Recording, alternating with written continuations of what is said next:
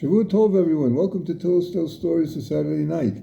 The title of this week's video is The Backstory of Hebron-Purim, or Purim Hebron. I adapted and modified it from the article series Tales of Tzaddikim. When Spain expelled all of its Jews during the Inquisition, a certain group of exiles fled to the Holy Land and settled in Hebron. There, an evil governor who hated Jews ruled over that city. That is, the appointed governor from the Ottoman Empire, called Pasha in Hebrew and Pasha in English. He constantly sought ways to persecute his Jewish subjects and extort money from them. One winter day, the governor summoned the leaders of the Jewish community. When they stood before him, he barked gruffly, I am imposing a tax of 100,000 gold shekels upon you. The sum must be brought to me by the end of the month. The Jewish leaders felt their hearts sink. With faltering voices, they managed to say, where are we to come up with such a huge sum, Your Excellency? That is your business, not mine. If the money is not produced within 30 days, you will all be killed. With heads bowed, the leaders returned to report the outcome of this meeting to the community. The demand was outrageously impossible. They were all poor. In desperation, the Jews turned to prayer and fasting. Every day they would congregate in their synagogue, where they wept and prayed to God. He was the only one who could help them out of the mortal danger that they faced. The days crawled by and the deadline approached. But the Jews were far from the required sum. They had not even collected close to half of it, or not even close to a quarter of it, not even close to a tenth of it. They knew only that a miracle could help them. On the day before the time was to elapse, the leaders decided to petition the three patriarchs of the Jewish people, who were buried like our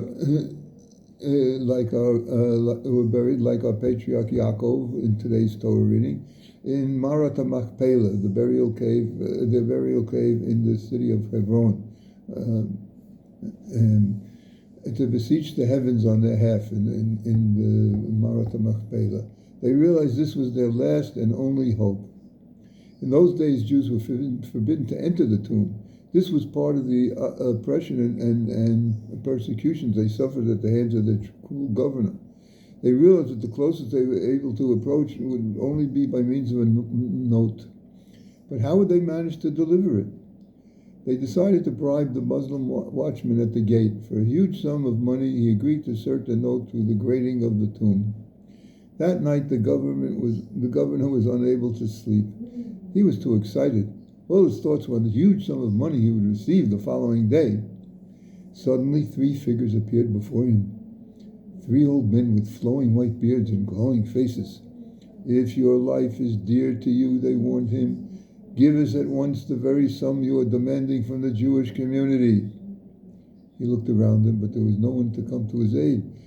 None of his guards appeared. None of his soldiers appeared. Gripped by a terrifying fear, he scrambled out of bed and opened up his vault. His trembling fingers counted out 100,000 gold shekels.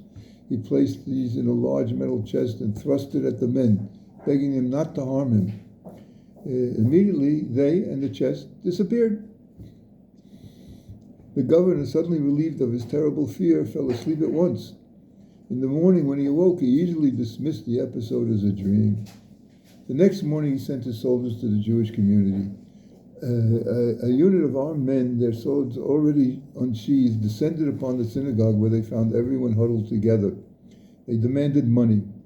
Shivering and terror-stricken, the people stood helplessly by. Then one noticed a chest in the corner of the large synagogue. Unable to speak from sheer fright, he pointed at it with his finger. The soldiers approached the chest and opened it. They found a treasure of golden coins. Counting them, it contained the required sum of 100,000 gold coins exactly. They gathered it up and left. That was what they came for, the heavy boots thundering in the silence of the large stone building. The Jews heaved a sigh of relief. A miracle had taken place. When the chest was placed before the governor, he recognized it as his own and recalled the episode of the previous night. It It was his turn to tremble with fear and awe. He summoned the heads of the Jewish community and told them what had happened. I am convinced, he said, that these three visitors were none other than your three patriarchs, Abraham, Isaac, and Jacob. They must have heard your prayers and come to help you, their descendants. Please, he added, forgive me for having made such an unfair demand, and I promise to treat you decently and fairly from now on. As for the money, take it. I don't want it. Not that he, in addition to doing tshuva of repenting for the way he had been treating them, not only that did he become suddenly a generous donor to the community, not at all. He was deathly afraid to touch the money or the chest, lest the curse fall upon him. The Jews of Hebron celebrated the great miracle and established that from then on, the 14th of Tevet, which is a little less than 2 weeks after Hanukkah, and exactly 2 months before the world's Purim, to establish it as a festival, and called Purim Hebron to this day. Happy Purim to any and all members of this group who reside in Hebron itself or in the surrounding area, on behalf of all of the other members, and to all of the members and to everyone. I wish you a Shavua Tov. Have an outstanding week.